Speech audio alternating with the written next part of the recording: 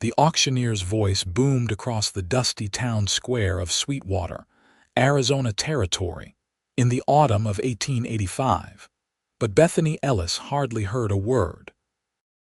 Her gaze remained fixed on the small wooden box clutched in her trembling hands, the last possession of her father's she had managed to save before the bank seized their ranch.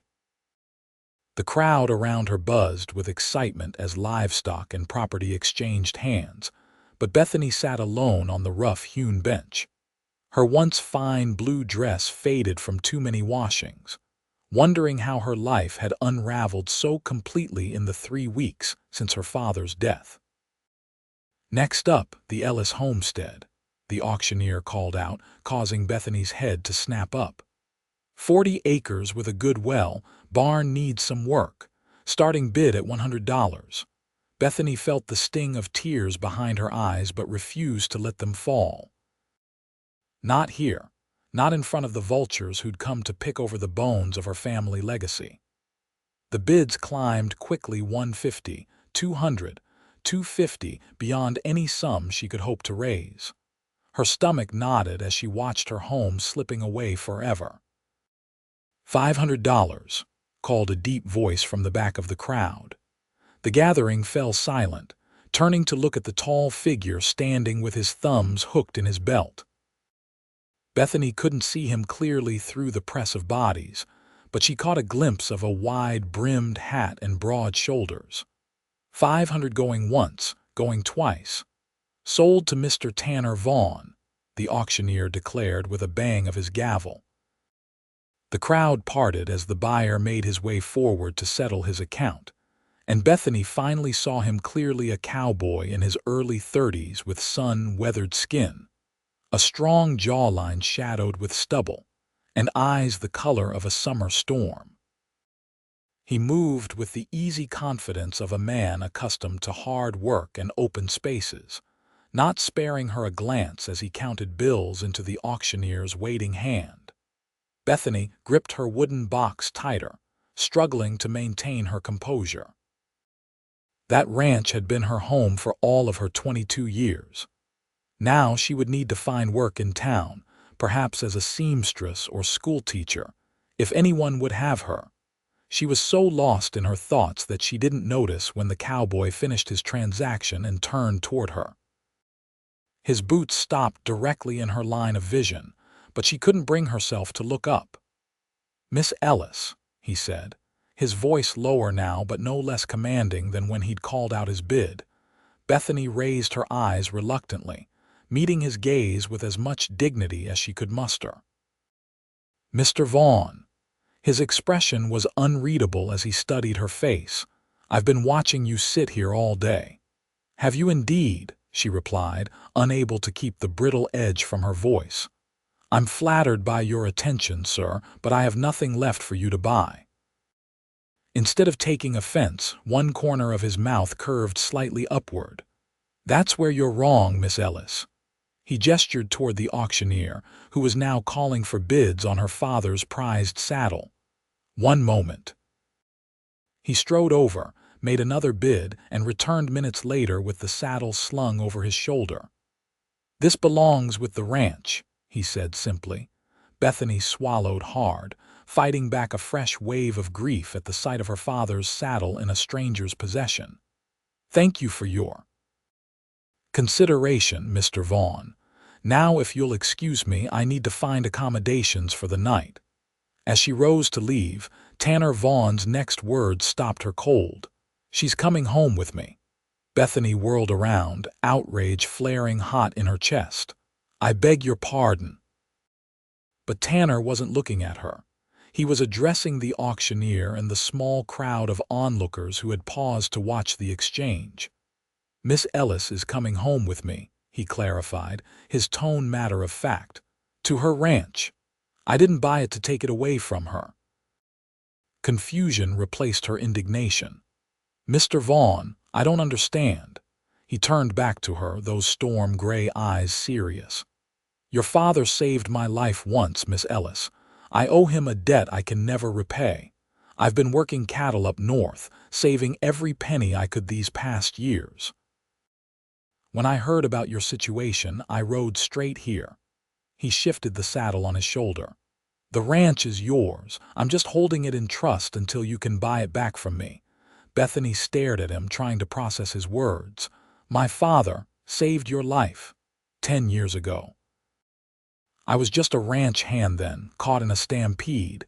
He rode in when no one else would." Tanner's expression softened slightly. "He never told you," she shook her head, stunned. "He never mentioned it." "That was Joseph Ellis," Tanner said with a nod of respect. Too proud to boast about his own good deeds. The auctioneer called for the crowd's attention again, and Tanner placed a hand lightly on Bethany's elbow. "We should talk privately. My wagon's over there." Still clutching her wooden box, Bethany allowed him to guide her away from the auction. Her mind raced with questions, suspicions, and the faintest flicker of hope that perhaps she hadn't lost everything after all. At the wagon, Tanner secured her father's saddle and turned to face her. "I know this is unexpected, Miss Ellis, and you've no reason to trust me. But I'm offering you a fair arrangement. The ranch remains in my name until you can pay me back, but you'll live there and run it as you see fit."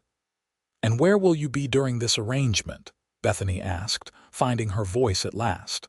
"I'll be working the ranch alongside you." Two people stand a better chance of making it profitable than one, especially with winter coming on. He paused, seeming to choose his next words carefully. "Separate quarters, of course. I'll take the bunkhouse."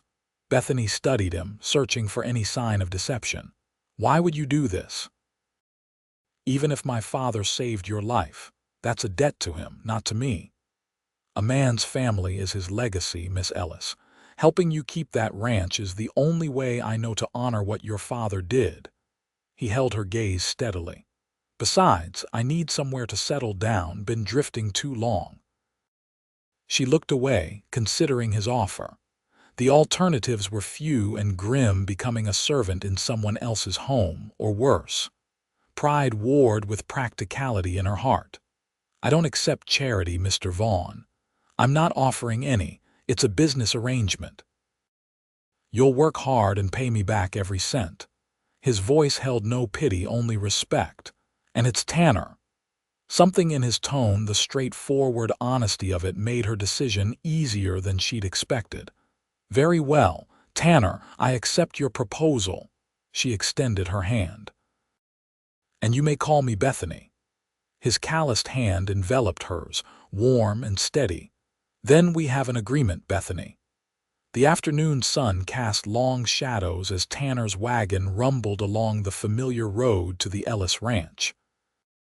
Bethany sat beside him on the bench seat, her wooden box on her lap, watching the landscape she'd thought she might never see again. The gentle slopes covered in sage and scrub cedar, the distant purple mountains, all of it achingly beautiful in the golden light. "May I ask what's in the box?" Tanner inquired after they'd ridden in silence for several miles. Bethany traced the worn edges with her fingertips. "My mother's wedding ring, some letters she wrote to my father, a few photographs." She paused. "It's all I have left of either of them now." Tanner nodded, not pressing further, and they lapsed back into silence until the ranch house came into view around a bend in the road. It was a modest structure, solidly built of logs and adobe, with a wide porch facing the sunset. The barn stood nearby, its red paint faded but still sound despite what the auctioneer had claimed. "Home," Bethany whispered, almost to herself. As the wagon pulled into the yard, Tanner set the brake and jumped down, coming around to offer her his hand. She hesitated only briefly before accepting his assistance, surprised by the strength with which he lifted her down as though she weighed nothing. "I should check on the animals," she said, already moving toward the barn. "I'll unload our supplies," Tanner replied, reaching for a crate in the wagon bed. Inside the barn, Bethany found the two remaining horses, her mare, Penny, and one of the older geldings looking hungry but otherwise well. The milk cow lowed softly from her stall, reproachful at having been neglected. Bethany's throat tightened as she realized someone, likely one of the neighboring ranchers, had been keeping an eye on the animals in her absence. She was filling water troughs when Tanner appeared in the doorway, his tall frame silhouetted against the setting sun. "Everything all right?" he asked. "Yes," she answered, straightening. "Someone's been caring for them, though not as well as I would have." "Good neighbors are worth their weight in gold out here," Tanner observed, moving to help her with the feed buckets. Working together, they completed the evening chores in half the time it would have taken Bethany alone. As darkness fell, they walked back to the house, where Tanner had lit the lamps and stoked the fire in the cook stove. "I brought supplies," he said, gesturing to the kitchen table where he'd set out bacon, beans, coffee, flour, and other necessities. "Not much, but enough to get us through the week." Bethany's pride warred with gratitude. "I'll cook," she said firmly. "It's the least I can do." Tanner inclined his head. "I won't argue with that. Trail cooking isn't my strong suit."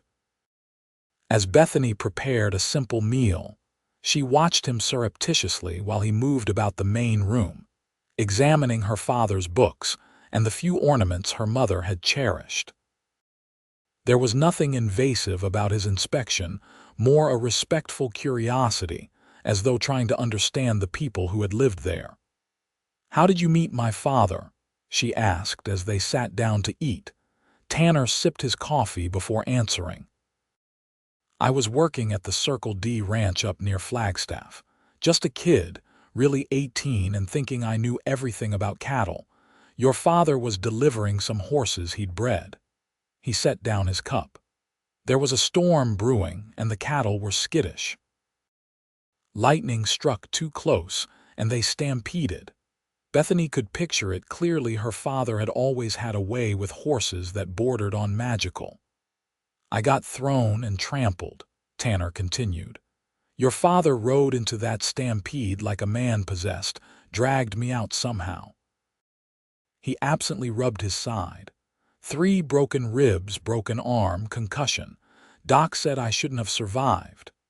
"My father never mentioned any of this," Bethany said softly. "Like I said, he wasn't one to boast. He stayed until I was out of danger, then left those horses and rode back here." Tanner's eyes met hers across the table. "I tried to find him later to thank him properly. By the time I did, he'd moved back here, and I was working my way up to Montana. And now you've given up everything to help his daughter." Bethany studied him, trying to reconcile this act of extraordinary generosity with the pragmatic cowboy before her. "Not everything," Tanner corrected her. "Just changing course a bit. I've been saving for my own spread for years. This is as good a place as any to put down roots." After supper, Tanner insisted on washing the dishes while Bethany made up a bed for herself. When she returned to the kitchen, he was preparing to head out to the bunkhouse. "We should talk about the work that needs doing," he said, reaching for his hat. "First light tomorrow," Bethany nodded. "First light." At the door, he paused. "Lock this behind me. These are decent parts, but a woman alone should take precautions." "I've lived here my entire life, Mr. Vaughn," she reminded him with a raised eyebrow. The corner of his mouth twitched. "So you have. Good night, Bethany." "Good night, Tanner." After he left, Bethany did lock the door, though not out of fear. It was strange having a man, a virtual stranger, so close by after weeks of managing alone. She moved through the quiet house, touching familiar objects, still unable to believe she hadn't lost them forever. In her bedroom, she opened the wooden box and removed a daguerreotype of her parents on their wedding day. Her mother, beautiful in a lace-collared dress, her father standing proud and straight-backed behind her. "He seems honorable, Papa," she whispered to the image. "I hope you're watching over us both." She placed the photograph on her bedside table and prepared for sleep, wondering what the coming days would bring. The dawn arrived with a burst of crimson and gold that set the eastern sky ablaze. Bethany, already dressed in her work clothes, sturdy trousers that had once belonged to her father, a faded flannel shirt, and scuffed boots, stood on the porch watching as Tanner emerged from the bunkhouse. He moved with purpose, pausing only briefly when he spotted her. "You're an early riser," he called as he approached. "Ranching doesn't allow for lazy mornings," she replied, lifting the coffee pot she'd brought out with her. "I thought you might want some before we start." He accepted the offered cup with a nod of thanks. "What's most pressing to be done?" Bethany leaned against the porch railing. "The north fence line needs mending. There's firewood to cut and stack before the first snow. The barn roof has a leak that needs patching."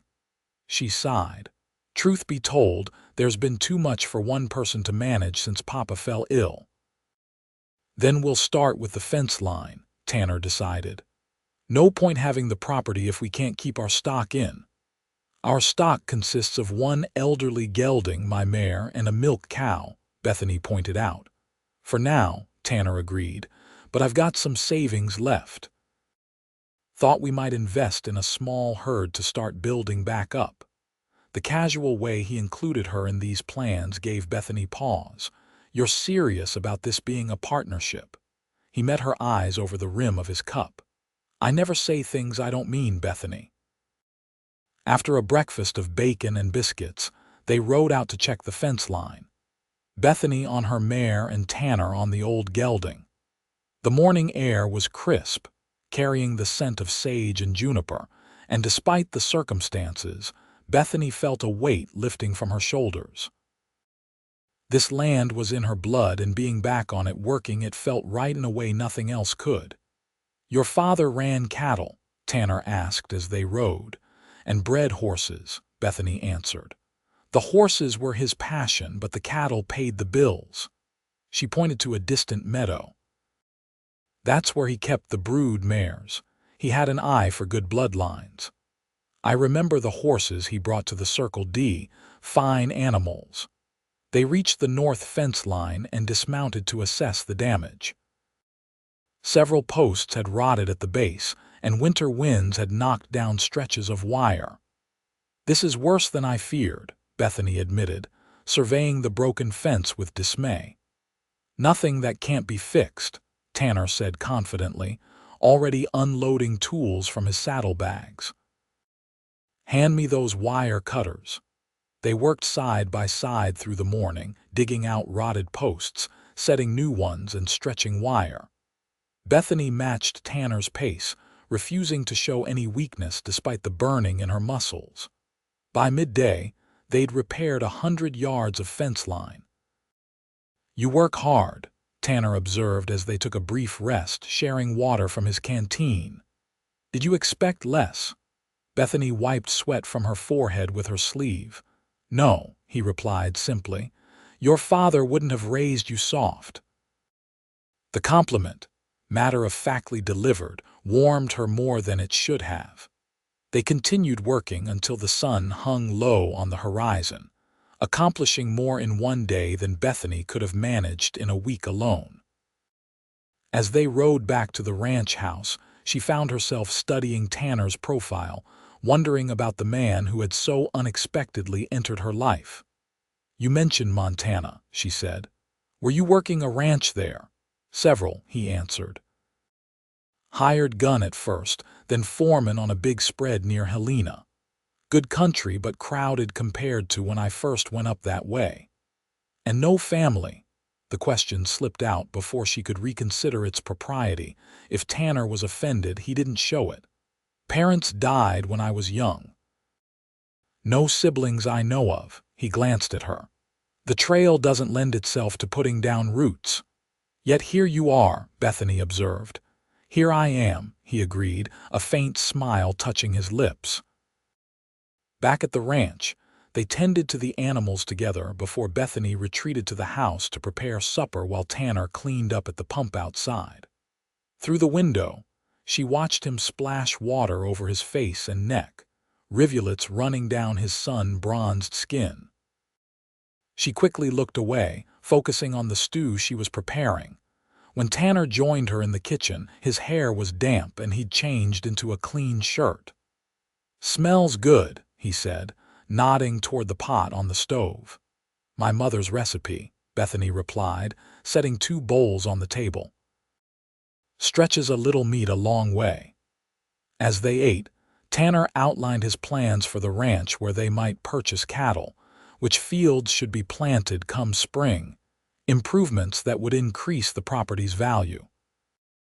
Bethany found herself nodding along, offering suggestions, falling into a rhythm of conversation that felt surprisingly natural. "How much do I owe you?" she asked abruptly, setting down her spoon. "For the ranch, I need to know what I'm working toward." Tanner's expression grew serious. "500 for the land, another 100 for the stock and equipment the bank sold separately." He named a sum significantly below market value. "That's not the full worth," Bethany protested. "It's what I paid," Tanner countered. "I'm not looking to profit from your misfortune, Bethany." She studied him, trying to understand his motivation. "Most men would. I'm not most men." There was no boast in his tone, just simple fact. Later, after Tanner had returned to the bunkhouse, Bethany sat on the porch swing, watching stars emerge in the velvet darkness. The coyotes sang in the distance, a sound she'd missed during her weeks in town. She tried to make sense of her situation and the man who had so dramatically altered her fate. Trust didn't come easily to Bethany. After her mother's death from fever when Bethany was 16, she'd watched her father retreat into grief, becoming more taciturn and isolated. Then his own health had begun to fail, and she'd shouldered increasing responsibility for the ranch. When drought came 2 years ago, followed by falling cattle prices, their financial situation had become precarious. Her father had taken out a loan against the property, hoping for better times that never came. His death had left Bethany with a debt she couldn't pay and no family to turn to. The bank had been unsympathetic, giving her just 3 weeks before foreclosure. And now, just when all seemed lost, this stranger had appeared, offering salvation with no apparent strings attached. It seemed too good to be true, and in Bethany's experience, such things usually were. Yet there was something in Tanner Vaughn's direct gaze that inspired confidence. He worked alongside her without complaint, treated her as an equal partner in decision-making, and kept a respectful distance. If he had ulterior motives, he hid them well. Tomorrow, she resolved, she would ride into town to verify his story about her father. Someone at the general store might remember talk of Joseph Ellis saving a young cowboy's life. Until then, she would reserve judgment and watch Tanner Vaughn very carefully. The following days fell into a pattern of hard work from dawn till dusk. They mended more fences, patched the barn roof, and cut enough firewood to last the winter. Tanner proved to be as good as his word, tireless, capable, and respectful of Bethany's knowledge of the ranch. On the 4th day, Bethany rode into Sweetwater alone, ostensibly to purchase supplies but primarily to investigate Tanner's claims. At the general store, she casually mentioned his name to old Mr. Watkins, who had run the establishment for as long as she could remember. "Vaughn," the shopkeeper repeated, stroking his white beard. "Can't say I recall him, but that doesn't mean much. Folks pass through all the time." Bethany's heart sank a little, but she pressed on. "He mentioned something about my father saving him from a stampede years back, near Flagstaff, I believe." Mr. Watkins's eyes brightened. "Oh, that? Yes, your pa mentioned it only once, mind you. Wasn't one to brag, Joseph wasn't. Said he pulled some fool kid out from under 1,000 hooves." He nodded slowly. "Could be this Vaughn fella. What's he doing back in these parts?"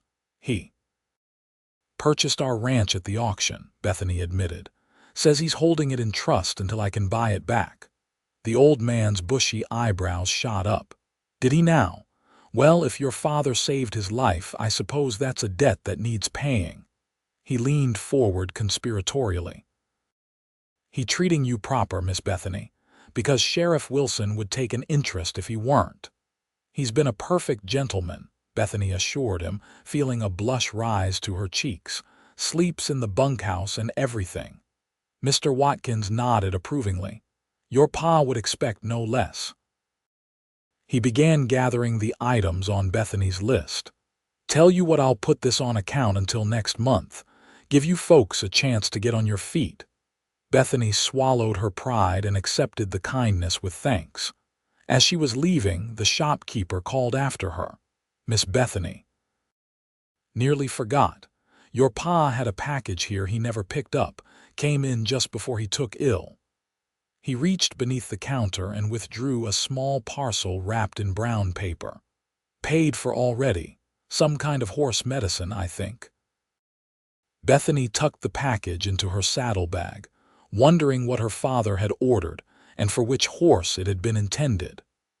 Perhaps Tanner would know. He seemed to have an affinity for the animals. The ride back to the ranch took her past several neighboring properties.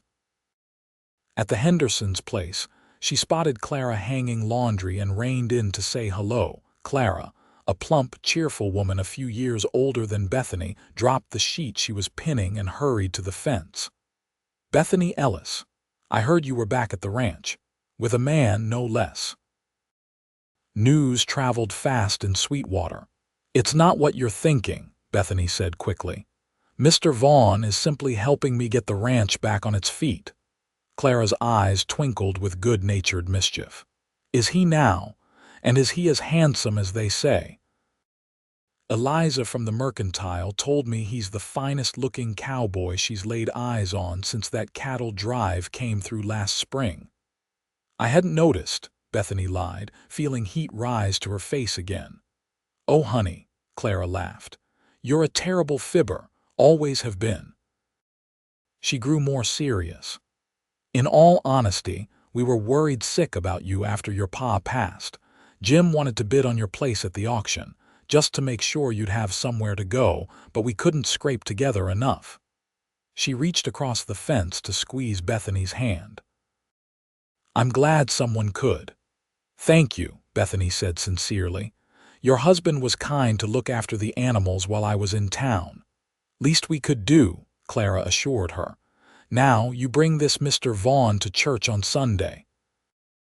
We all want to meet the man who's appointed himself guardian to our Bethany. The suggestion made Bethany uncomfortable, though she couldn't quite say why. We'll see. There's so much work to be done. The Lord's work comes first, Clara admonished gently. Besides, you can't expect to marry the man if he doesn't show his face in decent company. Clara Henderson, Bethany exclaimed. I have absolutely no intention of marrying Mr. Vaughn or anyone else. Clara just smiled knowingly. We'll see about that. Now go on home before your cowboy starts to worry. Bethany rode away with Clara's laughter ringing in her ears, irritated by her friend's presumption yet unable to dismiss it entirely. The idea of marriage to Tanner Vaughn was absurd. They barely knew each other, and their arrangement was purely practical. Yet she couldn't deny a certain awareness of him that went beyond mere gratitude. When she arrived back at the ranch, she found Tanner in the barn, examining her mare's foreleg. He looked up at her approach, his expression unreadable. She's favoring this leg, he said by way of greeting. Might be a stone bruise. Bethany dismounted and joined him, concerned. Penny was her favorite, a gift from her father on her 18th birthday. Let me see. Their hands brushed as they both reached for the mare's fetlock, and Bethany felt an unexpected jolt at the contact. She pulled back slightly, focusing on the horse. You're right, she confirmed after her examination. There's heat here. I'll make a poultice. Got something better, Tanner said, straightening. Liniment I picked up in Montana. Works wonders on bruises and strains. As he went to fetch it, Bethany remembered the package. Mr. Watkins gave me something my father ordered before he died, some kind of horse medicine, he thought.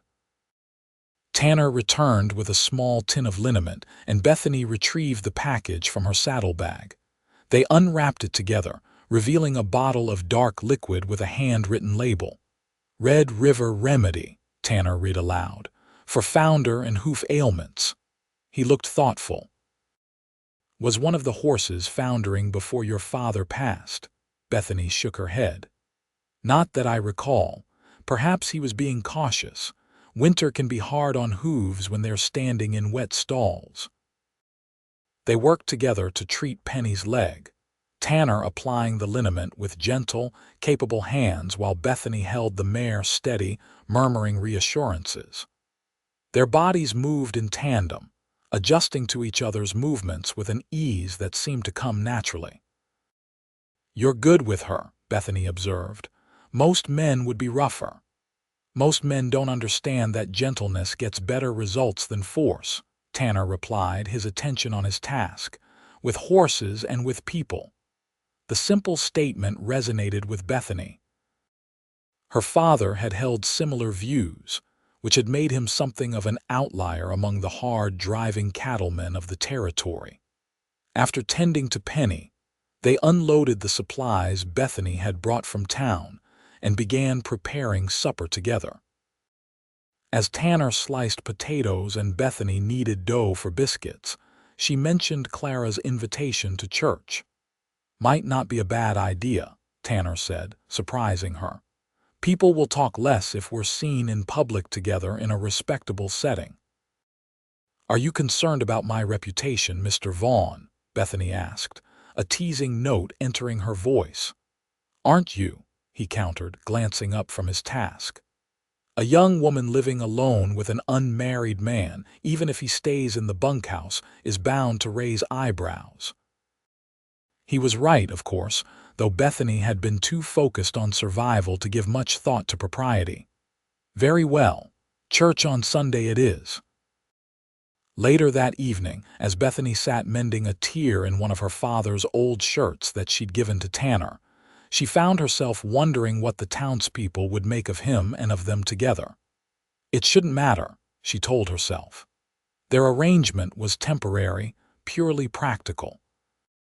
Yet she couldn't deny that something was shifting between them, subtle as a change in the wind.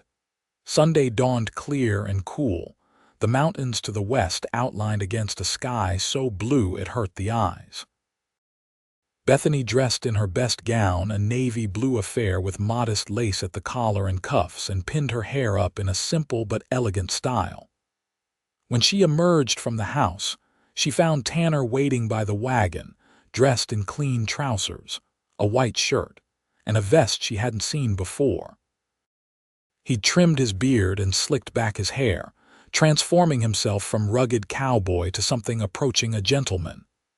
"You clean up well, Mr. Vaughn," she observed, allowing him to help her into the wagon. "As do you, Miss Ellis," he replied with a formal nod that didn't quite hide the appreciation in his eyes. The church in Sweetwater was a simple white painted building with a modest steeple, set on a small rise at the edge of town. By the time Tanner and Bethany arrived, most of the congregation had already gathered in the yard, exchanging news and greetings before the service. Their arrival caused a noticeable lull in conversations.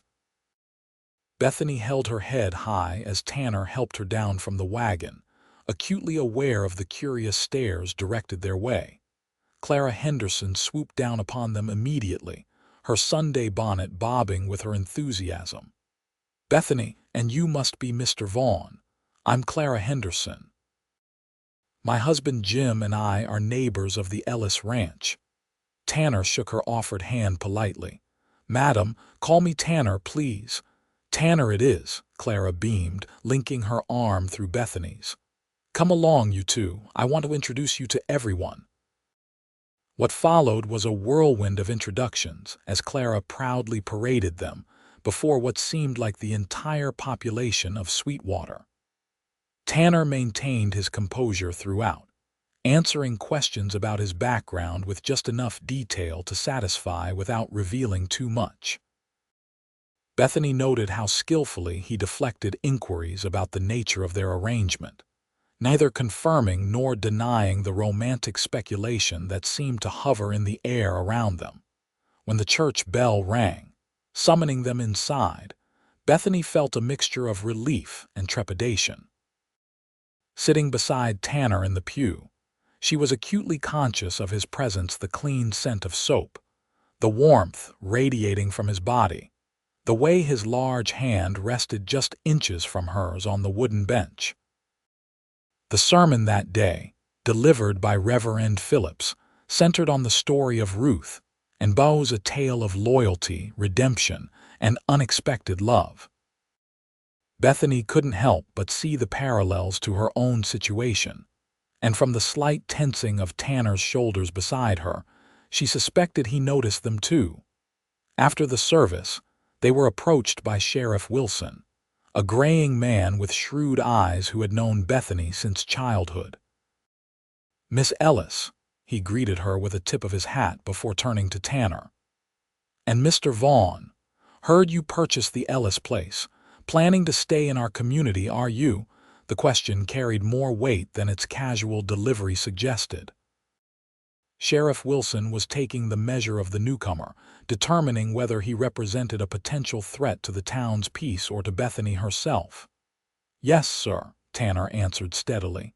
"Got tired of drifting. The Ellis Ranch seems like a good place to settle." "It is that," the sheriff agreed. "Joseph built a fine spread. Shame about those debts." His gaze shifted between them. "Interesting arrangement you two have worked out." "Mr. Vaughn is honoring a debt to my father," Bethany explained quickly. "Nothing more." "I see." The sheriff's expression suggested he saw perhaps more than Bethany intended. "Well, if either of you needs anything, my office is always open." As they prepared to leave, Reverend Phillips approached with his wife, a tiny woman with bright, kind eyes. "Miss Ellis, would you and Mr. Vaughn join us for Sunday dinner? Nothing fancy, but we'd welcome the company." Before Bethany could formulate a polite refusal, Tanner spoke up. "We'd be honored, Reverend. Thank you." The minister's home was a modest cottage behind the church, neat and well kept, with a small garden that Mrs. Phillips tended with obvious pride. Over a meal of roast chicken and fresh vegetables, the conversation flowed easily, touching on town news, the prospect of early snow, and careful inquiries about Tanner's background. "Montana's loss is Arizona's gain," Reverend Phillips remarked when Tanner mentioned his years up north. "We're always glad to welcome those seeking to put down roots." "Speaking of which," Mrs. Phillips chimed in, "the Harvest Festival is coming up in 2 weeks. We hope you'll both attend. It's quite the social event of the season." "Bethany has never missed a harvest festival," the Reverend said with a smile. "She usually wins the pie contest, don't you, my dear?" Bethany blushed at the praise. "My mother's recipe, not my skill." "Nonsense," Mrs. Phillips countered. "Your peach pie last year was divine." "You must enter again this year." The conversation continued pleasantly until it was time to leave. As they were saying their goodbyes, Mrs. Phillips pressed a small package into Bethany's hands.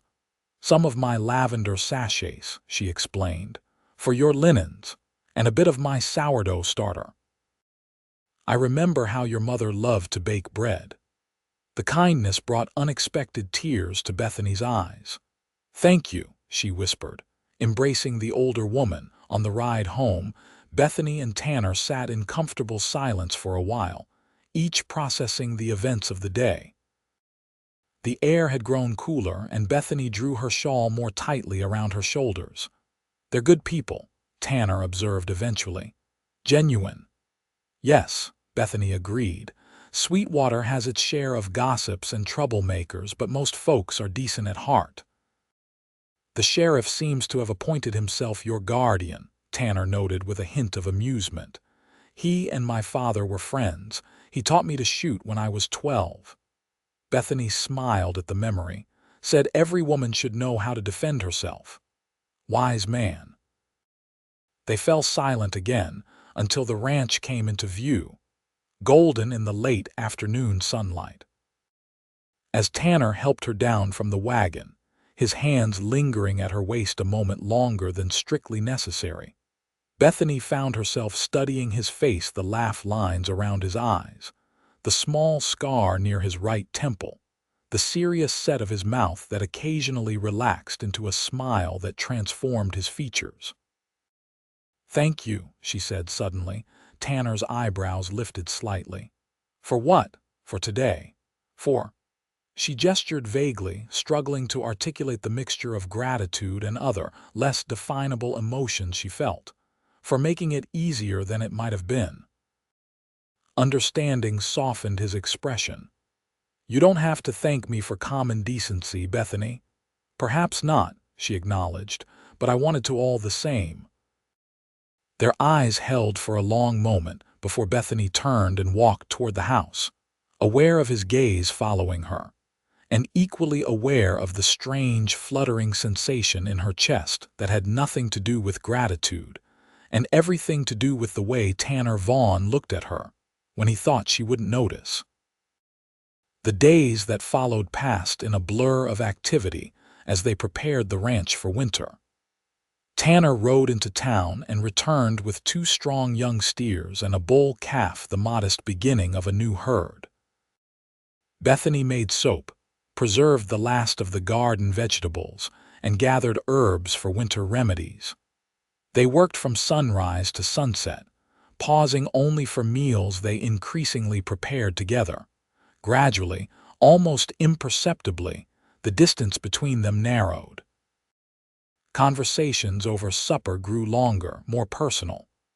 Tanner spoke of his years on the trail, the places he'd seen, the people he'd met. Bethany shared memories of her childhood on the ranch, her mother's gentle wisdom, her father's quiet strength. One evening, as they sat on the porch watching the sunset paint the western sky in shades of crimson and gold, Bethany asked the question that had been on her mind for days.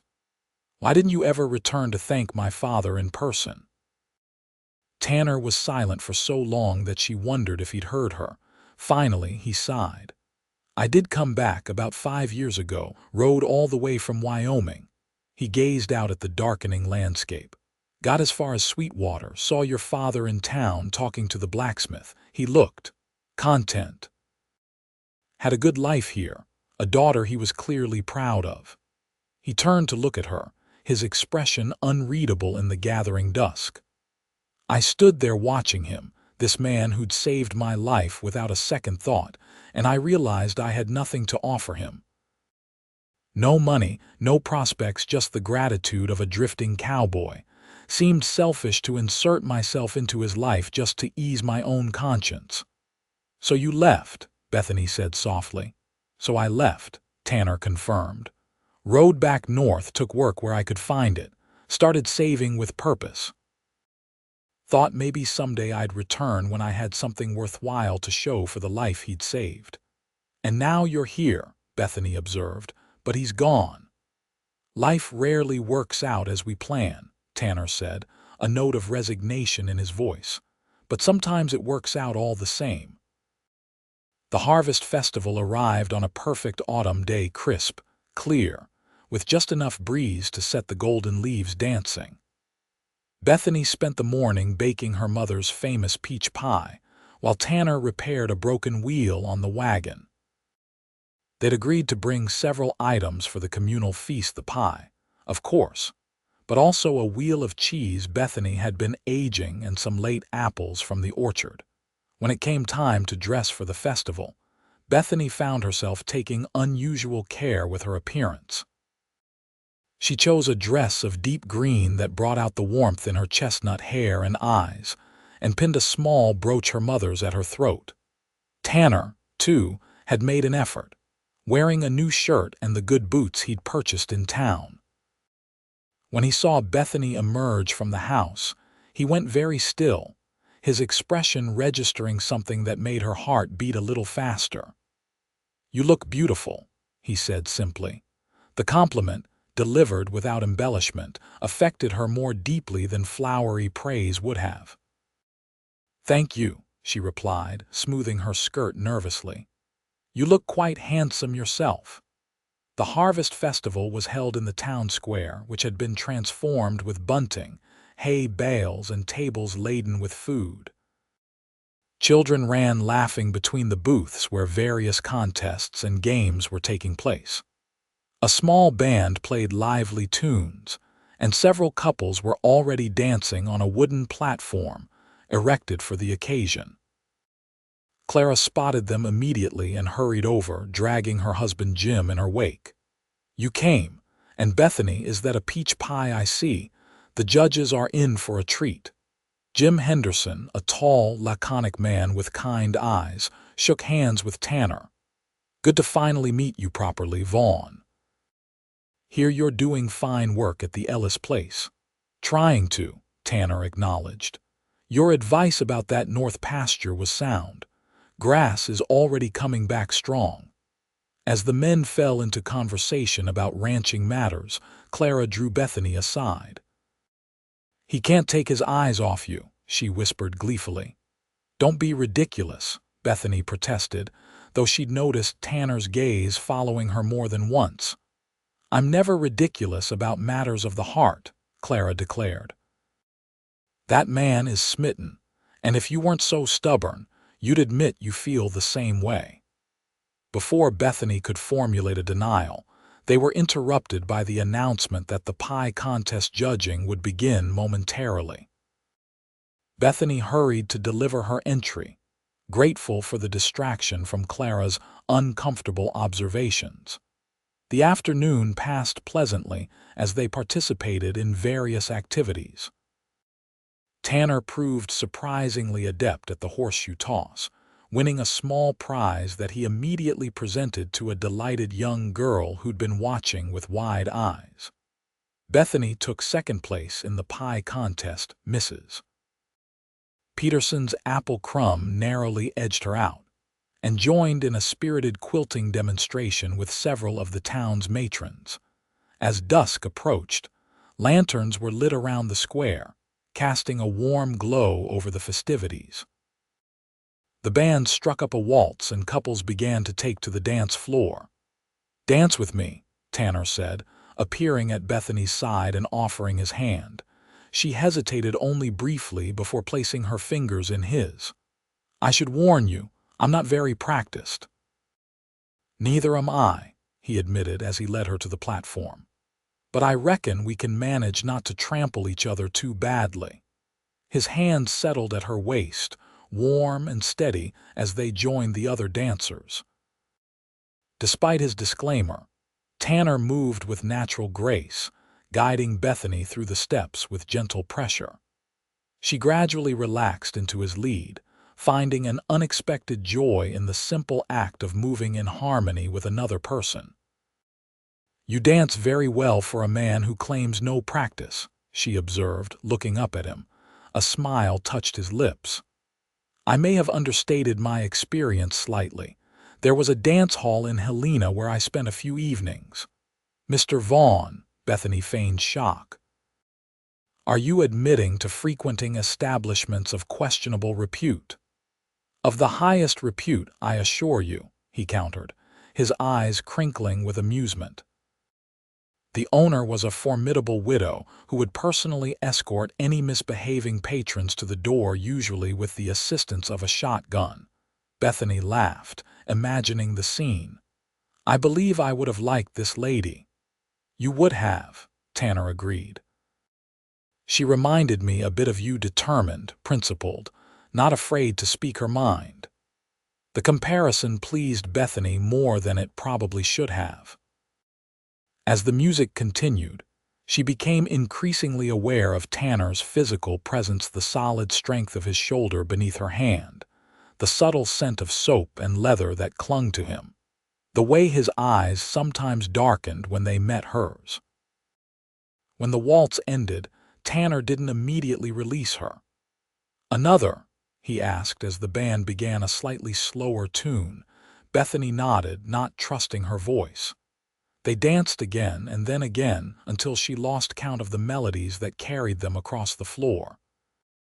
The world beyond their shared rhythm seemed to recede, leaving only this moment, this connection that was deepening with each passing day. It was only when the band announced the final dance of the evening that reality intruded. Bethany became aware of curious glances and whispered comments from onlookers who had noted their prolonged presence on the dance floor. "Perhaps we should sit this one out," she suggested, suddenly self-conscious. Tanner followed her gaze to where Mrs. Peterson and several other ladies were watching them with undisguised interest. "Let them talk," he said quietly. "Unless you're tired." She wasn't tired, quite the opposite. Every nerve seemed alive with awareness. "No," she admitted. "But then dance with me, Bethany," he interrupted gently. "Just one more." She couldn't find it in herself to refuse. As they moved together to the strains of a bittersweet melody about love and longing, Bethany allowed herself to acknowledge the truth she'd been avoiding. She was falling in love with Tanner Vaughn. The realization should have frightened her. Instead, it brought a curious sense of inevitability, as though she were recognizing something that had been true for some time. Whether he felt the same remained uncertain, though Clara seemed convinced. Bethany was less sure. Tanner was honorable, considerate, and clearly enjoyed her company, but he was also a man who had spent his adult life avoiding permanent attachments. When the music ended, they joined the general exodus from the square. Tanner went to fetch the wagon while Bethany gathered their empty baskets and the ribbons she'd won for her pie and needlework. She was arranging everything when Sheriff Wilson approached. "Evening, Miss Ellis.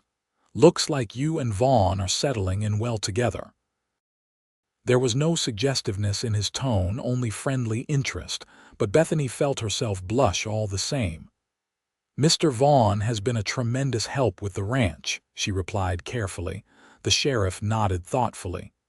"He seems like a good man, quiet but solid. Reminds me a bit of your father that way." He hesitated, then added, "Did some checking on him just to be safe. His story holds water. Was indeed working up in Montana these past years, foreman for the Circle Cross outfit. Owner spoke highly of him." Relief and gratitude washed through Bethany. Though she had come to trust Tanner, having independent confirmation of his background was reassuring. "Thank you, Sheriff. I appreciate your concern. Just looking out for Joseph's girl," he said with a paternal smile. "Enjoy the rest of your evening, Bethany." Tanner returned with the wagon, and they loaded their belongings in comfortable silence. The ride home was peaceful, the moonlight silvering the landscape and the stars blazing overhead in a vast, glittering tapestry. Bethany felt a contentment that went beyond mere happiness, a sense of rightness, of belonging, that had been missing since her father's death. At the ranch, Tanner helped her down from the wagon with the same care he always showed, but this time his hands lingered at her waist. In the silvery moonlight, his expression was difficult to read, but something in it made Bethany's breath catch. "I had a wonderful time tonight," she said softly. "So did I." His voice was low, a rumble she could almost feel.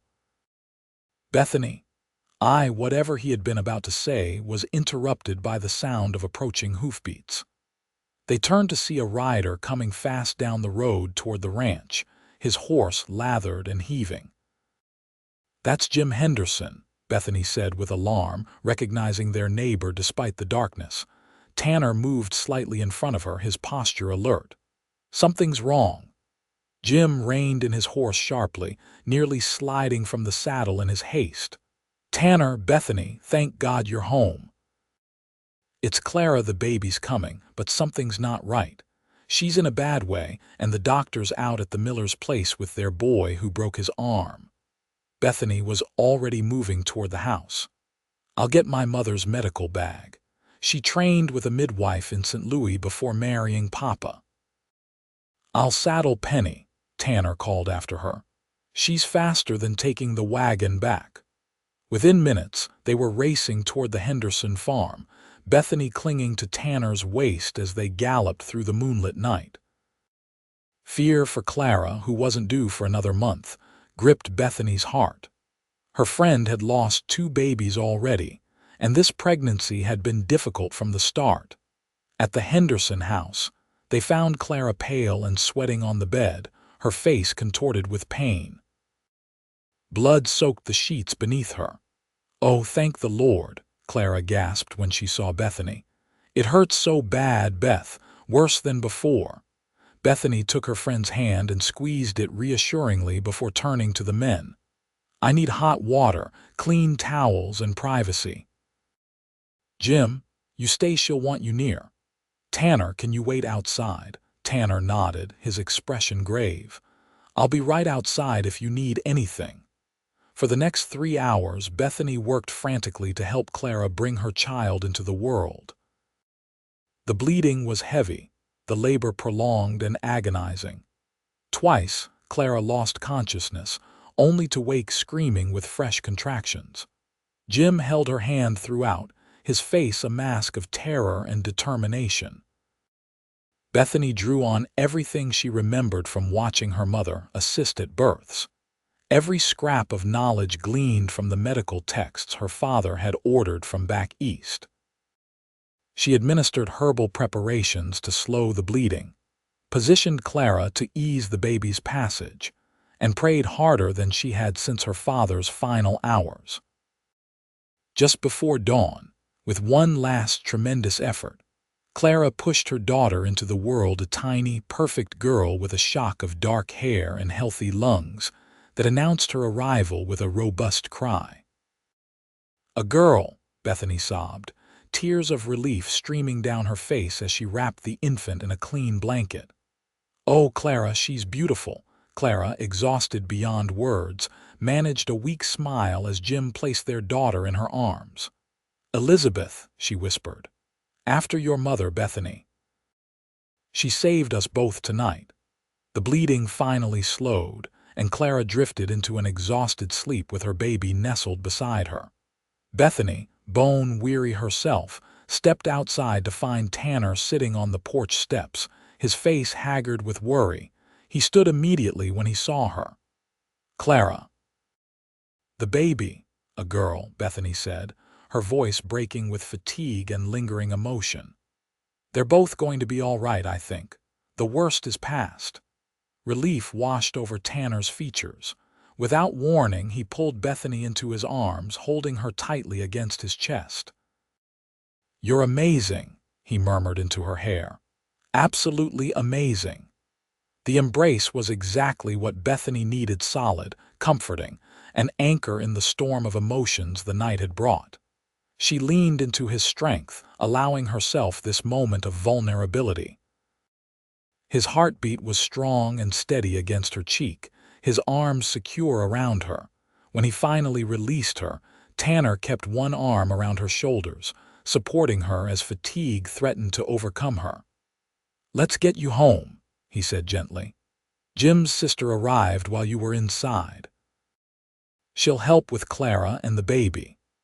The ride back to the ranch was a blur for Bethany. She remembered leaning against Tanner's back, her arms around his waist, too tired to maintain her usual careful distance. She remembered him helping her from the horse, her legs so weak she nearly collapsed. And she had a vague recollection of his arms lifting her, carrying her into the house and to her bed, where she fell into a deep, dreamless sleep, still wearing her festival dress. When she awoke, the sun was high in the sky. Tanner had removed her shoes and covered her with a quilt. On the bedside table sat a glass of water and a note. "Rest. I've taken care of the animals. Tea." Bethany lay still for a moment, processing the events of the night before. Clara and her baby were safe. Against the odds, Bethany had managed to remember enough of her mother's teachings to help them through. The relief was overwhelming. She rose slowly, changed into fresh clothing, and made her way to the kitchen. To her surprise, Tanner was there, preparing what appeared to be a late breakfast. "You should have woken me," she said, embarrassed that she'd slept half the day away. Tanner turned from the stove, a smile warming his features at the sight of her. "You needed the rest." "Coffee," she accepted the cup gratefully, inhaling the rich aroma. "Any word from the Hendersons?" "Jim rode by about an hour ago. Clara and little Elizabeth are doing well. The doctor stopped in and said you did everything right." Pride colored his voice. "Said a trained midwife couldn't have done better." Bethany blushed at the praise. "I was terrified the whole time. If anything had happened to them." "But it didn't," Tanner reminded her gently, "because you kept your head and did what needed doing." He set a plate of eggs and bacon before her, and Bethany realized she was ravenous. They ate in companionable silence for a few minutes before Tanner spoke again. "I've been thinking," he began, a hint of uncertainty in his tone that was unusual for him. "About our arrangement." Bethany's heart sank. Was he having second thoughts, regretting his impulsive decision to help her? She set down her fork carefully. "Oh, this ranch needs more than just repairs and a few head of cattle to be profitable again," Tanner continued, his eyes meeting hers across the table. "It needs horses, good ones, like your father used to breed." Relief replaced her momentary panic. "Yes, I've thought the same, but quality stock is expensive and we're still far from paying off the original debt." "I have connections in Montana," Tanner said, leaning forward slightly. "A man who owes me a favor. He has 2 mares with excellent bloodlines he might be willing to part with at a fair price. With your father's old gelding to start, we could begin rebuilding the breeding program." The casual way he spoke of "we" and the future sent a warm current through Bethany's chest. "That would be wonderful," she agreed. "But as you said, we'd need capital." "I've been setting aside some of my savings," Tanner admitted. "Not much, but enough for a start. If you agree, I'd like to make this investment in our future, our future." The words hung in the air between them, laden with meaning that extended beyond mere business. "I'd need to see these mares," Bethany said carefully, before agreeing to such an expenditure. A slow smile spread across Tanner's face. "I was hoping you'd say that. I thought we might take a trip up to Flagstaff next week. My friend's bringing them down that far. We could make the journey in 2 days, stay overnight, and be back by the end of the week." The prospect of traveling alone with Tanner should have alarmed Bethany's sense of propriety. Instead, she found herself nodding. "That seems sensible." His smile widened. "Good. It's settled then." The following days passed in a flurry of preparation for their journey. Bethany visited Clara and baby Elizabeth, finding both flourishing despite the difficult birth. She accepted her friend's tearful thanks with embarrassment, insisting she had merely done what anyone would in the circumstances. "Not anyone could have saved us," Clara contradicted, cradling her daughter. "It was you, Beth, you and your mama's knowledge." She fixed Bethany with a knowing look. "Jim told me Tanner never left the porch all night, said he wore a path in the boards pacing." Bethany busied herself straightening the already neat bed covers. "He was concerned for you both." "MMHMM," Clara hummed skeptically. "And the way he couldn't take his eyes off you at the festival was just friendly interest, I suppose." "Clara Henderson, you are impossible," Bethany sighed, though she couldn't quite suppress a smile. "Just observant," Clara countered. "Life's too short to waste time denying what's right in front of you, Beth, especially out here where tomorrow isn't guaranteed for any of us." She looked down at her daughter, her expression softening. "Don't wait too long to grab happiness when it's offered." The conversation lingered in Bethany's mind as she and Tanner set out for Flagstaff early the following week. They traveled in the wagon, which Tanner had reinforced for the journey and fitted with comfortable seats. The weather held fair, the autumn sun warming the days while the nights carried the first hint of winter's approach. They camped the first night beneath a canopy of stars so bright they seemed close enough to touch. Tanner built a fire and prepared a simple meal while Bethany set up their sleeping arrangements, her bedroll near the fire, his a respectable distance away. The propriety of their situation had been discussed frankly before departing. Both were determined to protect Bethany's reputation despite the unusual circumstances. As they sat beside the fire after supper, the conversation flowed easily between them. Months of working side by side had created a comfortable familiarity.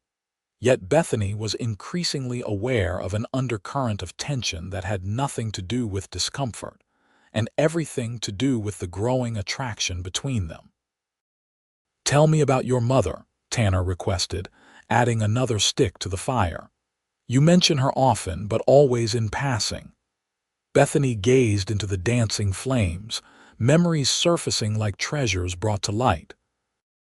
She was beautiful not in a showy way, but a quiet sort of beauty that seemed to come from within. She loved music, though we didn't have a piano until I was 10.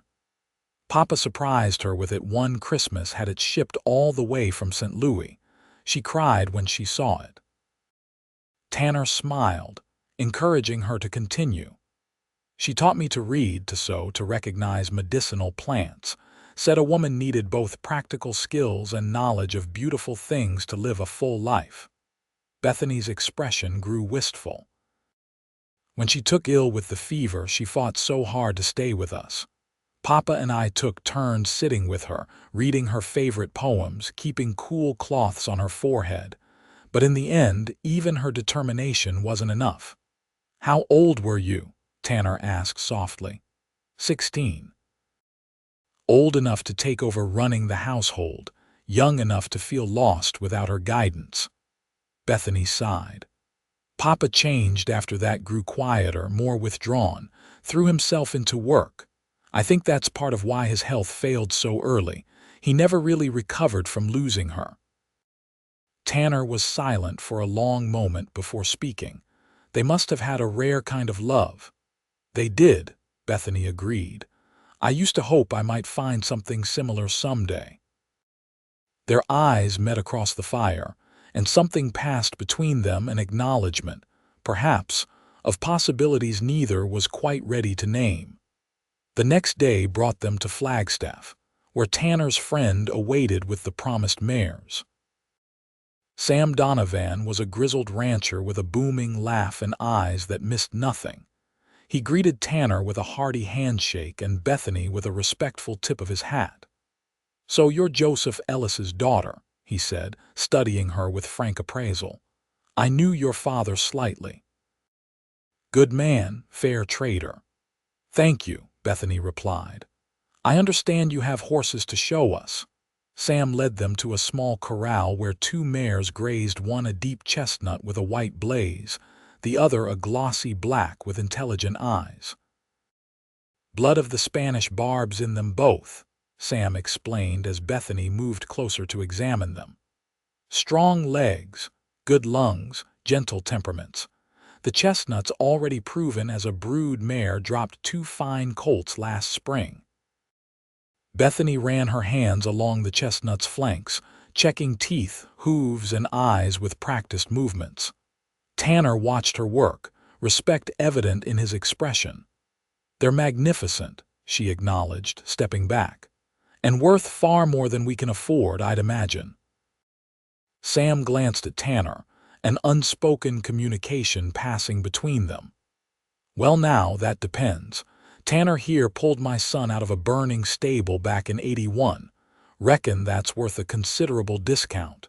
Bethany turned to Tanner, who shrugged slightly. "You never mentioned that," she said. "Wasn't relevant until now," he replied simply. After some negotiation, they agreed on a price that was indeed far below the mare's true value. While Sam and Tanner concluded the transaction, Bethany continued to observe the horses, already planning breeding pairings and calculating potential profit from future foals.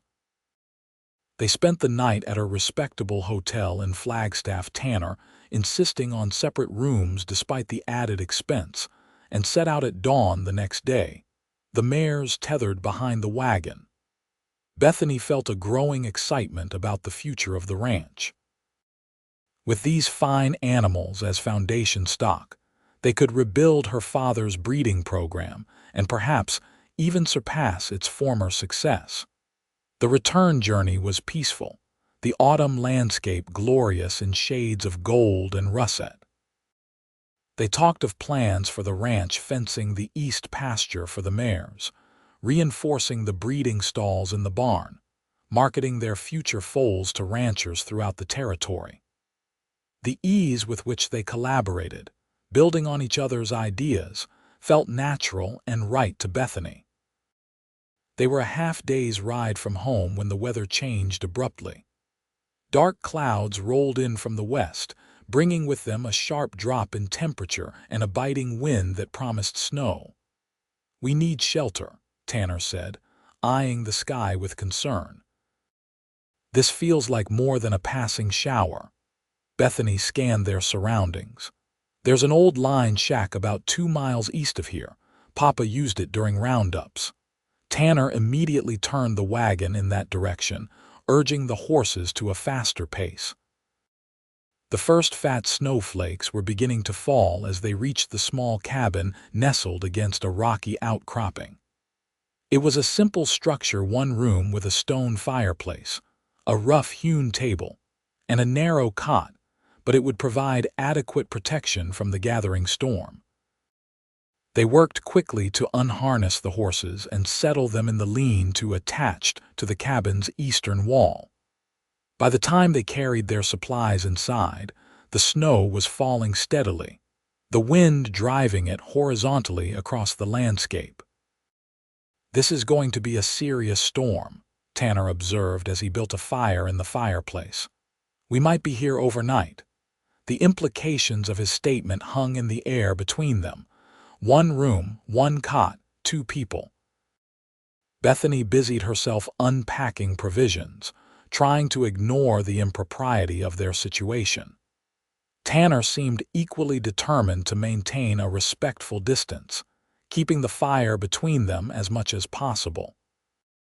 By nightfall, the storm had intensified into a full blizzard, uncommon but not unheard of for the high country in late autumn. Wind howled around the cabin's eaves, finding every crack and crevice to send icy drafts curling across the floor. Despite the fire, the temperature inside the cabin dropped steadily. "You take the cot," Tanner insisted as they prepared for sleep. "I'll be fine on the floor near the fire." Bethany shook her head. "You'll freeze. The floor is too cold." "I've slept in worse conditions," he countered. "That doesn't mean you should now." Bethany took a deep breath, gathering her courage. "The cot is wide enough for us both if we're careful. We can put blankets between us." Tanner's expression registered surprise, then concern. "Bethany, your reputation will survive," she interrupted. "We're both adults and these are extraordinary circumstances." She managed a small smile. "Besides, who would know but us?" After a moment's hesitation, Tanner nodded. "All right, but at the first sign of the storm letting up, I'm back on the floor." They arranged themselves on the narrow cot with a layer of blankets between them, both fully clothed except for boots. Despite the barrier, Bethany was acutely aware of Tanner's presence, the warmth radiating from his body, the sound of his breathing, the scent of pine and leather that seemed to cling to him. Sleep proved elusive as the storm raged outside. Bethany lay rigid, afraid to move lest she inadvertently touch Tanner. After what seemed like hours, his voice came quietly through the darkness. "Bethany, are you awake?" "Yes," she whispered back. "I've been thinking about what you said about your parents' love for each other." Bethany turned her head slightly, though she could barely make out his profile in the dim glow from the banked fire. "What about it? I never saw that kind of love growing up," Tanner admitted. "My father was harsh, drank too much, used his fists to make his points. My mother endured until she couldn't anymore. Died when I was 12, consumption, they said, but I always thought it was a broken heart." The quiet pain in his voice touched something deep inside Bethany. Without thinking, she reached across the blanket barrier and found his hand. "I'm sorry," she said simply, his fingers curled around hers, warm and strong. "I left home at 14, worked ranches, drifted where the jobs took me, never stayed anywhere long enough to form attachments." He paused. "Never wanted to, if I'm honest. Figured a man without roots couldn't be hurt by losing them." "And now?" Bethany asked, her heart beating faster. Tanner's thumb traced small circles on the back of her hand. "Now I'm not so sure that's the right way to live. These past months at the ranch with you, they felt more like home than anywhere I've ever been." The confession, quietly delivered in the darkness, unleashed a flood of emotion in Bethany's chest. "Tanner," whatever she might have said was cut short by a tremendous crash outside, followed by the frightened whinnying of the horses. Tanner was on his feet instantly, reaching for his gun belt. "Stay here," he ordered, moving toward the door. "Not a chance," Bethany retorted, already pulling on her boots. "Those are our horses out there." Together they ventured into the howling storm, lantern held high against the darkness. The lean-to had partially collapsed under the weight of accumulated snow, leaving the horses exposed to the elements. One of the mares, the black, had broken free and was pawing anxiously at the ground, while the others huddled against the remaining structure. "We need to get them inside," Tanner shouted over the wind. "The cabin's small, but it's better than freezing to death." Working together, they managed to calm the frightened animals and lead them, one by one, into the cabin. It was a tight fit, the horses occupying nearly half the available space, but their body heat helped raise the temperature considerably. Exhausted from their efforts, soaked through and shivering, Bethany and Tanner huddled before the fire, which Tanner had built back up to a roaring blaze. "Your hands are like ice," Tanner observed, taking Bethany's fingers between his own and rubbing gently. "We need to get you warm." The intimacy of the gesture, combined with the intensity of the night's events, broke something open inside Bethany. "Why did you really come back?" she asked suddenly. "The truth, Tanner, not just about repaying a debt to my father." His hands stilled around hers, his eyes reflecting the dancing firelight. For a long moment he said nothing, and Bethany feared she had pushed too far. Then he sighed, a sound of surrender. "I came because I couldn't stay away," he admitted quietly. 5 years ago, when I rode into Sweetwater looking for your father, I saw you too. You were hanging washing in the yard, laughing at something. The sun caught your hair, and I thought I'd never seen anything more beautiful." He released her hands, running his fingers through his damp hair. "I left because I had nothing to offer either of you then, but I never forgot." Bethany stared at him, stunned by the revelation. "You remembered me all that time?" "I did," Tanner confirmed. "When I heard about your father's passing and the auction, I knew I had to come back. The debt to your father was real, but—" He met her gaze directly. "It wasn't my only reason." The confession hung between them, altering everything. Bethany's heart raced as she considered its implications. "And now," she asked, her voice barely above a whisper, "what are your reasons for staying?" Tanner reached out, his fingertips gently brushing a strand of damp hair from her cheek. "You," he said simply. "It's been you from the beginning, Bethany." The touch of his hand, the warmth in his eyes, the honesty in his voice, all of it combined to sweep away Bethany's last reservations. With a courage born of absolute certainty, she leaned forward and pressed her lips to his. Tanner froze for an instant, then responded with a hunger that matched her own. His arms encircled her, drawing her closer as the kiss deepened. Bethany felt herself melting against him, all the feelings she'd been denying rushing to the surface in a tide too powerful to resist. When they finally broke apart breathless, Tanner rested his forehead against hers. "I've wanted to do that since the Harvest Festival," he confessed. "Why didn't you?" Bethany asked, her hands still resting against his chest, feeling the strong beat of his heart. "Wasn't sure you'd welcome it," he replied with a rueful smile.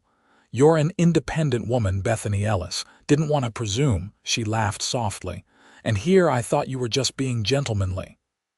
"That too," he admitted. His expression grew serious. "I want to do this right, Bethany. No shortcuts, no compromises that might cause regrets later." Understanding his meaning, she nodded. "I appreciate that, truly." They spent the remainder of the night talking, sharing stories and dreams, occasionally exchanging kisses that grew increasingly difficult to end. The horses dozed contentedly around them. The storm gradually weakened, and by dawn, the world outside was transformed into a glistening white expanse beneath a clearing sky.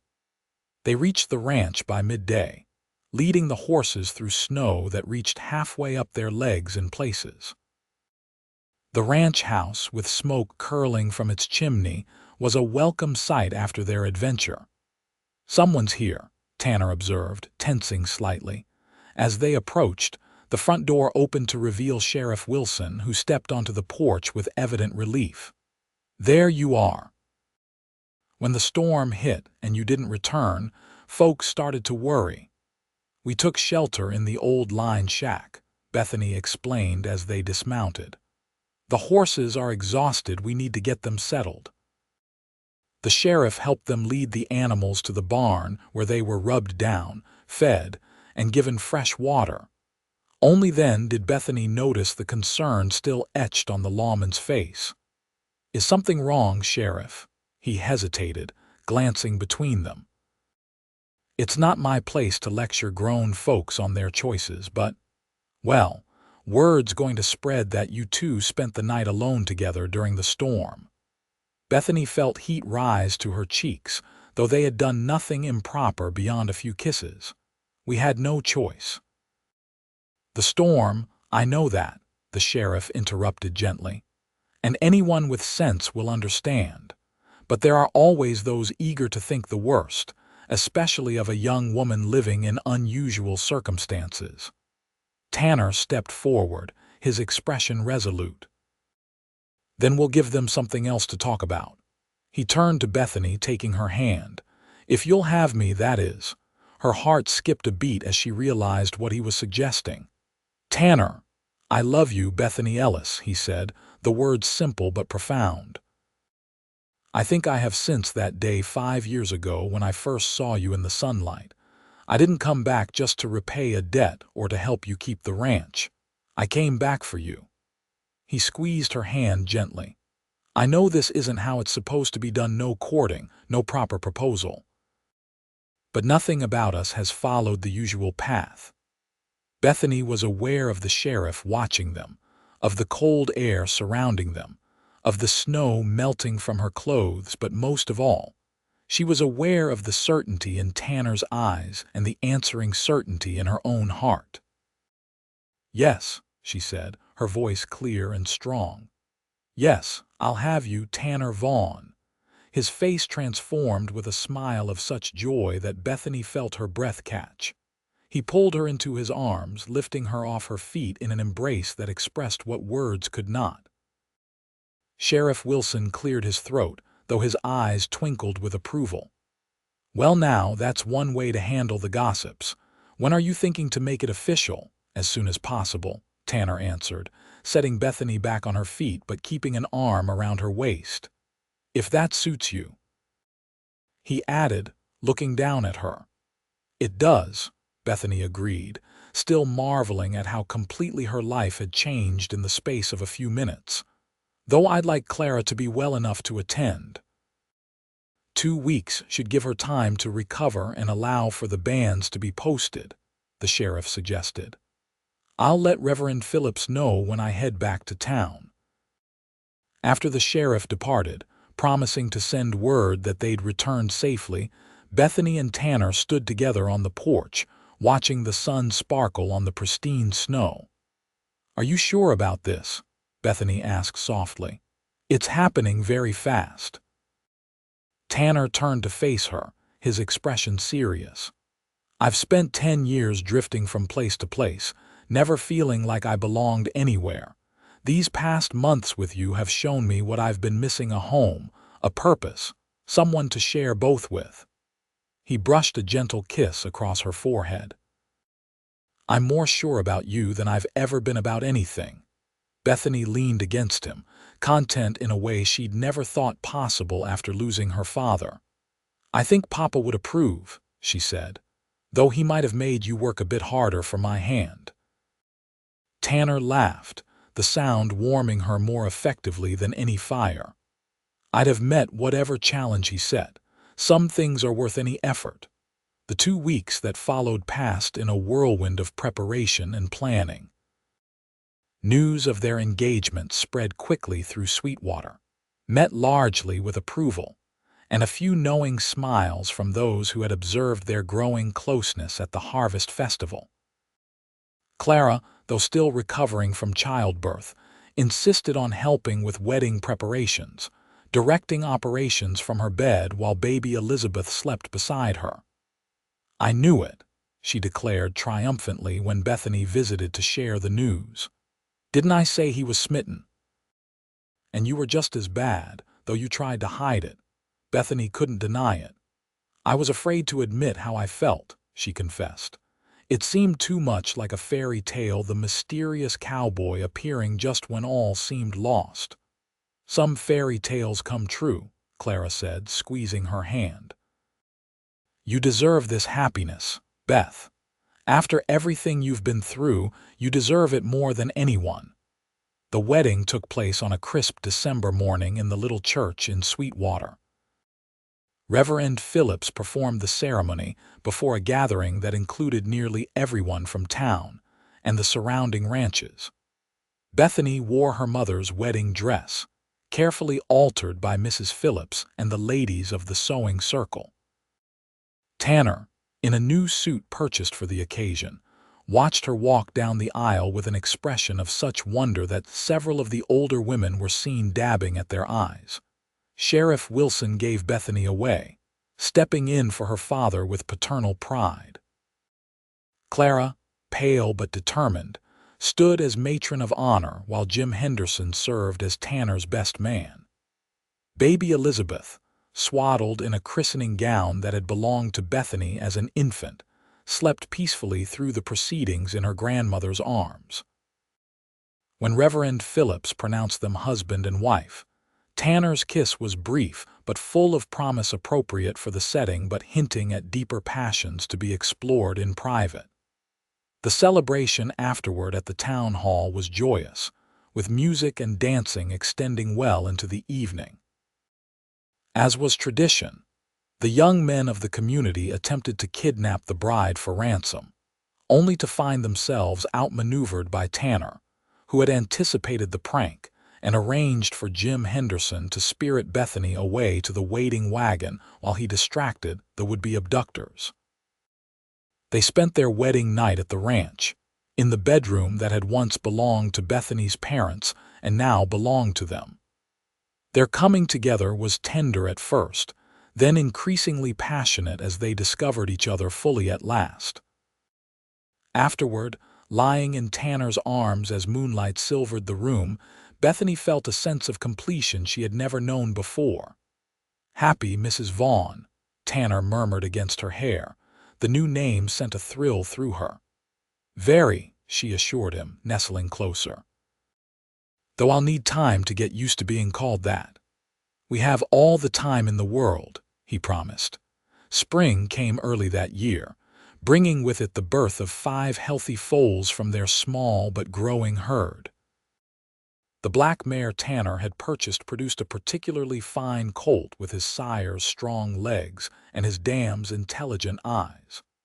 Bethany named him Promise, seeing in him the beginning of a new legacy for the ranch that now bore both the Ellis and Vaughn names. Word of their quality stock spread quickly, and by summer, ranchers from as far away as Texas were expressing interest in their breeding program. Tanner's connections in Montana proved valuable in establishing their reputation, and Bethany's meticulous record-keeping and eye for conformation ensured that each animal leaving their care represented the best of their bloodlines. In October, as the aspen trees turned gold against the azure sky, Bethany shared news of her own with Tanner. They were sitting on the porch swing after supper, a habit they had established in the early days of their marriage, watching the sunset paint the western mountains in hues of purple and rose. "I visited Clara today," Bethany began, her fingers laced with Tanner's. "Little Elizabeth is crawling now, getting into everything," Tanner smiled. "Jim mentioned they're thinking of having another, brave souls that they are." "They might not be the only ones," Bethany said carefully, watching his face. It took a moment for her meaning to register, but when it did, Tanner's expression transformed with wonder. "Bethany, are you saying?" She nodded, happiness bubbling up inside her like a spring. "Dr. Mitchell confirmed it yesterday. We're going to have a baby, Tanner, in April."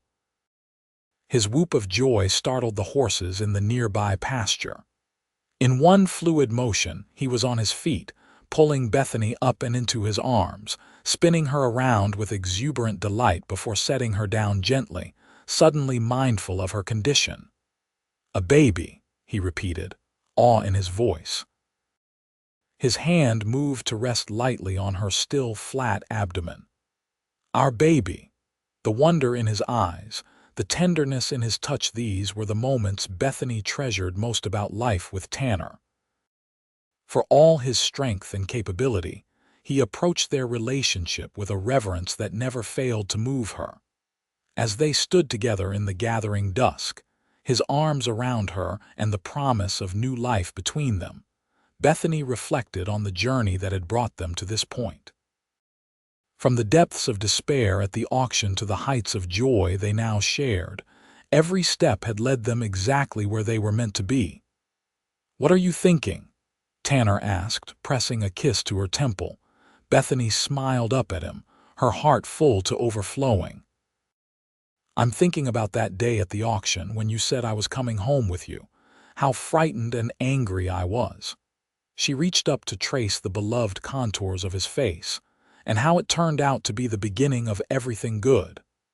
"I was terrified you'd refuse," Tanner admitted. "Had this whole speech prepared about your father and debts of honor. Nearly forgot it all when you looked at me with those eyes of yours." "I'm glad you persisted," Bethany said softly, "even when I was difficult and suspicious." "You were protecting yourself," Tanner corrected her. "Smart woman that you are." He drew her closer, his voice deepening. "Besides, anything truly valuable is worth fighting for." As stars began to appear in the darkening sky, they moved inside to the warmth of their home, the home they had rebuilt together, where soon a child's laughter would join the symphony of their shared life. The wooden box containing Bethany's parents' keepsakes now sat on a shelf of honor in the parlor, no longer the sole repository of her family's legacy, but a bridge between past and future. In April, as Bethany had predicted, their son was born, Joseph Tanner Vaughn, with his father's storm-gray eyes and his mother's determined spirit. He arrived during a gentle spring rain that promised good grazing for the horses and cattle that now filled the ranch's pastures. Clara was there to assist, repaying Bethany's help with her own expertise, gained from successfully delivering a second daughter just months earlier. The following years brought prosperity to the Vaughn Ellis Ranch, as it came to be known throughout the territory. Their breeding program flourished, with Promise and his descendants establishing a bloodline renowned for intelligence, endurance, and gentle temperaments. The cattle operation expanded steadily, allowing them to pay off the bank's loan and make improvements to the property that Joseph Ellis would have approved of wholeheartedly. Young Joseph was joined by a sister, Elizabeth, 2 years later, and eventually by another brother, Samuel. The children grew strong in the clean mountain air, learning to ride almost before they could walk, absorbing their parents' respect for the land and the animals that sustained them. Bethany taught them to read from the same books her mother had used with her, while Tanner instilled in them the value of hard work and keeping one's word. On their 10th wedding anniversary, Tanner surprised Bethany with a piano similar to the one her father had given her mother, ordered from St. Louis and delivered at considerable expense. Her tears of joy as she ran her fingers over the polished keys reminded him of that day at the auction when he'd first seen her vulnerability beneath her brave facade. "I never thought I could be this happy," Bethany confessed that night as they sat together before the fire, the children asleep upstairs. "After losing Mama, then Papa, I was prepared to be alone to make the best of whatever life offered." Tanner took her hand, bringing it to his lips in a gesture that still sent warmth coursing through her after all these years. "And I never thought I deserved happiness like this. Figured a drifter with no roots didn't have the right to dream of home and family." "We were both wrong," Bethany said with a smile. "Gloriously wrong," Tanner agreed, pulling her closer. "And I've never been more grateful for any mistake in my life." Outside, the wind sang through the pines that surrounded the ranch house, and somewhere in the distance, a coyote called to its mate. Inside, in the circle of lamplight, Bethany and Tanner Vaughn held each other close, surrounded by the life they had built together, a life that had begun with a desperate auction, a debt of honor, and words that had changed everything. "She's coming home with me,"